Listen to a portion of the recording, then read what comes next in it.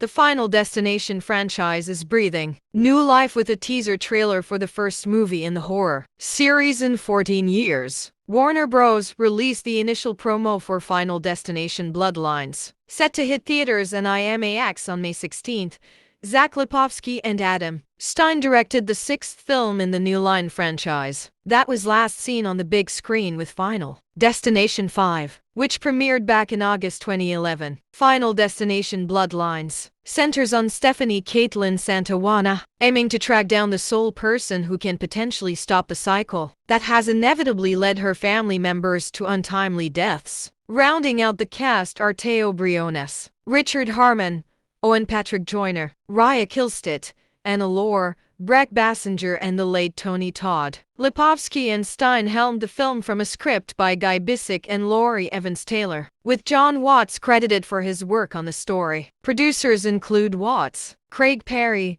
Sheila Hanahan-Taylor, Diane McGonigal, and Toby Emmerich. Director James Wong's original 2000 film, Final Destination, kicked off the franchise, with that movie's story focusing on a teen, Devon Sawa, who helps his classmates escape death after he receives a premonition of their plane crashing, only for the friends to soon experience grisly demises.